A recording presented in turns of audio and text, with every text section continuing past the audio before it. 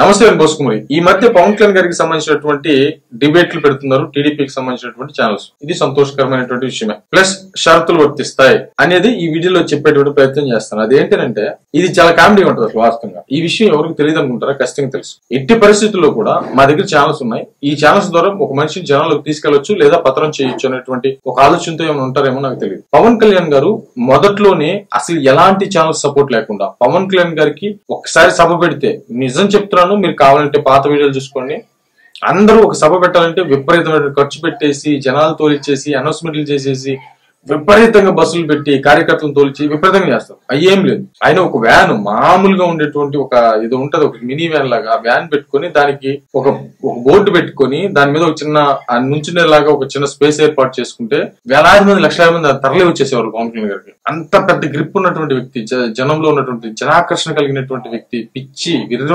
వెర్రున్నటువంటి వ్యక్తులు కూడా పవన్ కళ్యాణ్ గారికి, చచ్చిపోయేటువంటి వాళ్ళ వ్యక్తులు కూడా ఉన్నారు. అంత భయంకరంగా వచ్చేవాళ్ళు పవన్ కళ్యాణ్ గారికి. కానీ వాళ్ళ దగ్గర ఉన్నటువంటి ఈ ఛానల్స్ బలంతో ఒక్కటి కూడా ప్లే చేయకుండా, ఒక్కటి కూడా లైవ్ ఇవ్వకుండా వదిలేసినటువంటి సందర్భాలు ఎన్నో ఉన్నాయి. సరే, కూటమితో మద్దతు అంటే కూటమిగా ఏర్పడ్డారు, తర్వాత వెళ్ళారు, గెలిచారు, అది వేరే సంగతి. కానీ ఇప్పుడు కూడా నేను చాలా సార్లు నన్ను ఫాలో అయ్యేటువంటి వాళ్ళకి చెప్తాను, కానీ పవన్ కళ్యాణ్ గారి గురించి పట్టించుకోవటం లేదు మీడియా అనేటువంటి విధంగా. కానీ ఇప్పుడు పట్టించుకుంటోంది. ఇది ఇప్పుడు ఎందుకు దీంట్లో ఏముంది అంటే ఉంది.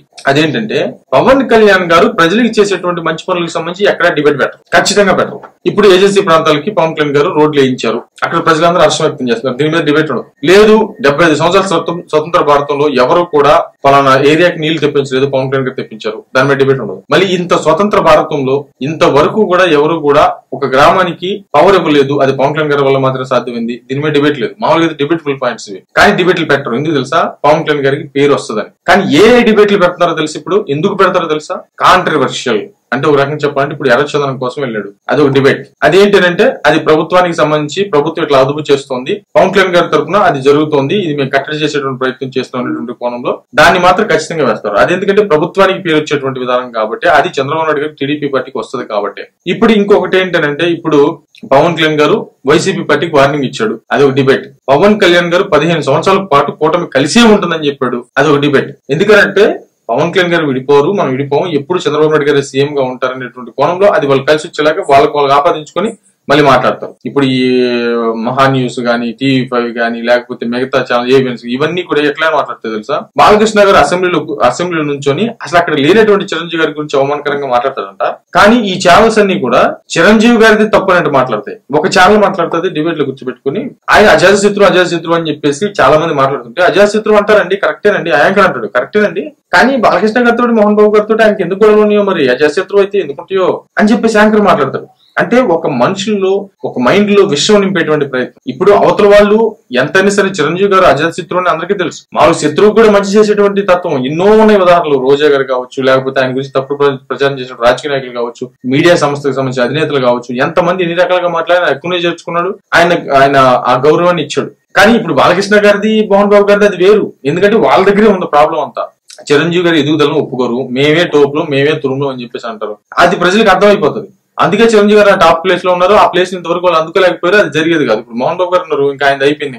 ఇక బాలకృష్ణ గారు ఉన్నారు, ఆయన ట్రై చేస్తున్నారు, జీవితాంతం ట్రై చేస్తూనే ఉన్నారు, ఇంకా ట్రై చేస్తూనే ఉన్నారు. మరి దీన్ని చిరంజీవి గారు తప్పు అనేటువంటి విధంగా మాట్లాడేటువంటి ప్రయత్నం చేస్తారు. ఆ రోజు పోయి టీలు తాగారంట, ఆడిపోయి ఏదో చేశారంట, ఆయన ఏం చేయలేదు, అసలు ఆయన మాట్లాడలేదు కదా, ఎప్పుడు మాట్లాడలేదు కదా, అసలు దాని గురించే మాట్లాడలేదు కదా. అయినా కూడా ఆయనది తప్పు.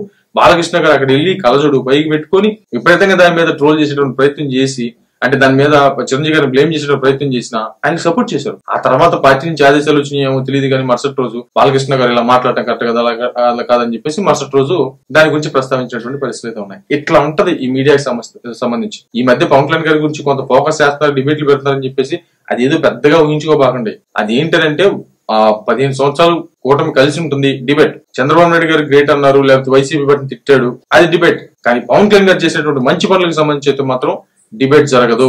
కన్స్ట్రక్టివ్ గా ఎంతవరకు మాత్రమే వాళ్ళకు ఉపయోగపడుతుంది అంతవరకు మాత్రమే ఫోకస్ చేస్తున్నారు తప్ప పూర్తిగా పవన్ కళ్యాణ్ గారిని జనాల్లో తీసుకెళ్లేటువంటి ప్రయత్నం చేయట్లేదు.